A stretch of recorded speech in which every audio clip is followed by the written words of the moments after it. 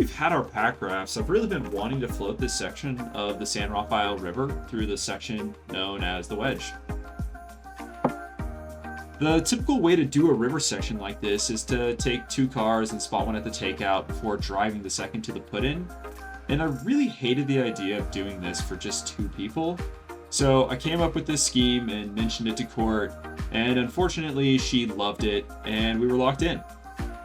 We would park the car at the campground just past the takeout, load up all of our pack rafting gear, and then ride the mountain bikes the 18 miles to the put-in.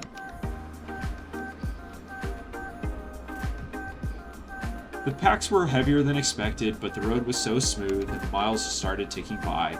The canyon walls glowed in the morning light as the incredible scenery fueled the first half of our ride. We made a quick pit stop at some rocks where we had stashed some water to take the second half of our ride.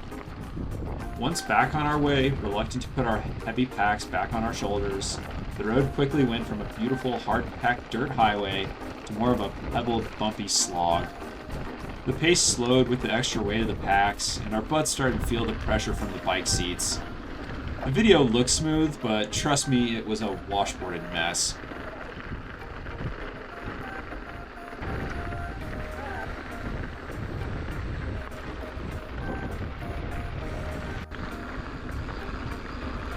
The put-in was finally within sight.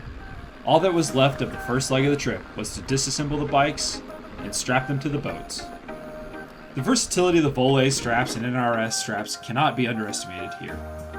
They've become the backbone of so many great adventures. And you know when the Volet straps come out, you're gonna have a good time.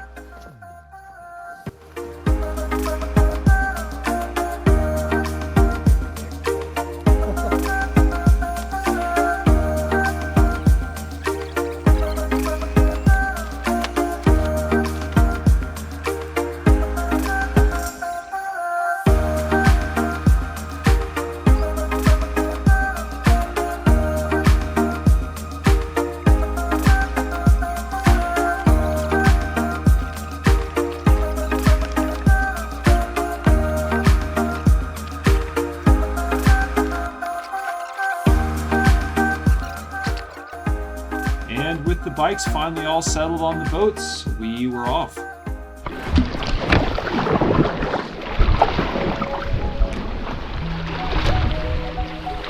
The number 1 goal for today, don't flip, and more importantly, don't flap your boat. Yeah. This is way harder than I expected!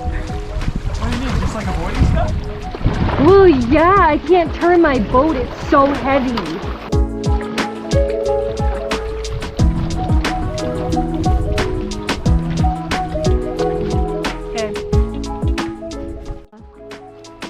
The river is shallow and full of sticks and twigs. With 20 miles to paddle, any one of these seemingly innocent twigs can try to ruin your day in a hurry. The durability of these little boats is still questionable in my mind, but they seem to be proving themselves with every subsequent float. With the weight of the mountain bikes, the front of the boat constantly wants to slow and flip the boat around backwards. Despite pretty mellow waters, we were constantly paddling to keep the boats in the middle of the narrow stream and pointed in the right direction.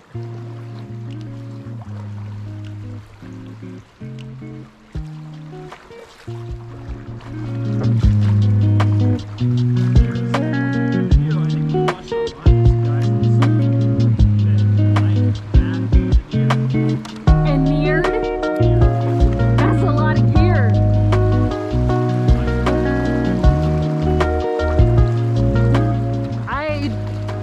I'm probably gonna push this morning's bike ride to the back of my memory.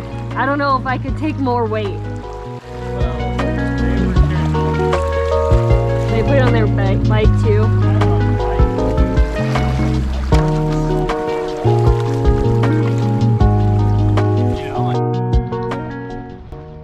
Our day had started at sunrise, and it was starting to get pretty late, but we managed to keep the spirits high by having a little fun along the way. Don't hit that stick. Don't hit that rock. Don't hit that rock. Ah! Oh, shit.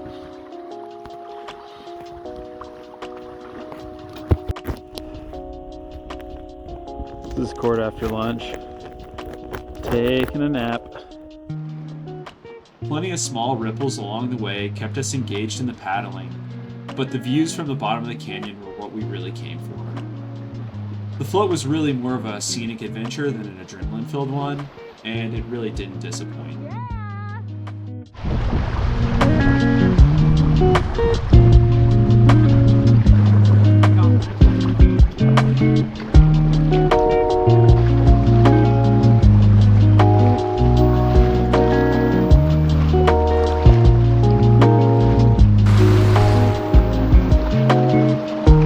Yeah, we're Gucci.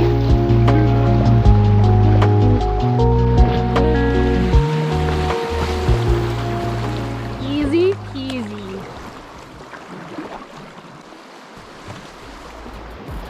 The float was winding to an end, thankfully with our boat still intact. All we had left was to stick the landing. Court bounced off the bank on her first attempt, but kept herself close enough to the bank where I could pull her out easily.